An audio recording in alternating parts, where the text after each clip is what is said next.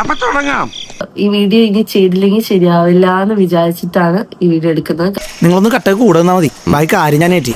പറയാനുള്ളൊരു മൈൻഡ് ഇല്ലായിരുന്നു, മൈൻഡ് എന്നല്ല, ഒരു മാനസികാവസ്ഥ ഇല്ലായിരുന്നു. കഥാ തിരക്കഥാ സംഭാഷണം അച്ചു.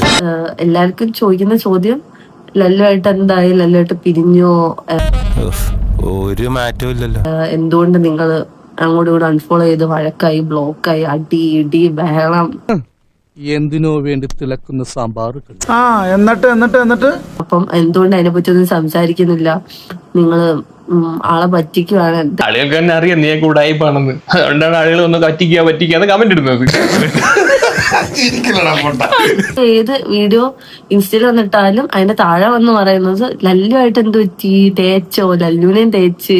മത്തം കുത്തിയാ കുമ്പളം മുളക്കില്ല, അത് കാലങ്ങളായിട്ട് കുമ്പളത്തിന്റെ ശീല. അപ്പൊ ഇതിൽ നിന്ന് ഫസ്മിനെ എന്ത് മനസ്സിലാക്കണം? നിങ്ങൾ അടിച്ച് പിരിഞ്ഞു പോകാൻ ആളുകൾ ആഗ്രഹിക്കുന്നു.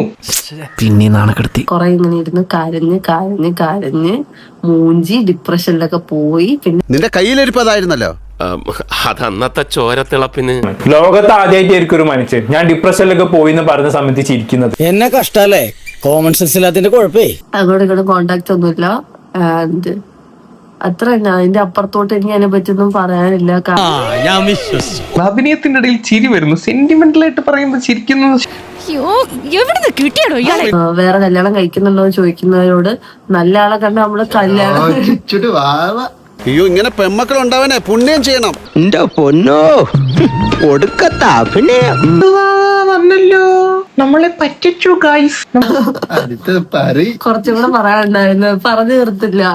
സ്ത്രീ എന്ന് പറയുന്ന വർഗം എങ്ങനെയാ ജയിക്കാൻ വേണ്ടി സ്വന്തം കുറ്റങ്ങൾ പോലും മറ്റുള്ളവരുടെ തലയെ കെട്ടിവെക്കും. ഷാജി കേട്ടാ, ഇവിടെ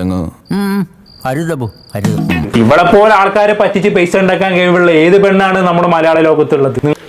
എങ്ങനെയുണ്ട് എന്റെ പെർഫോമൻസ്?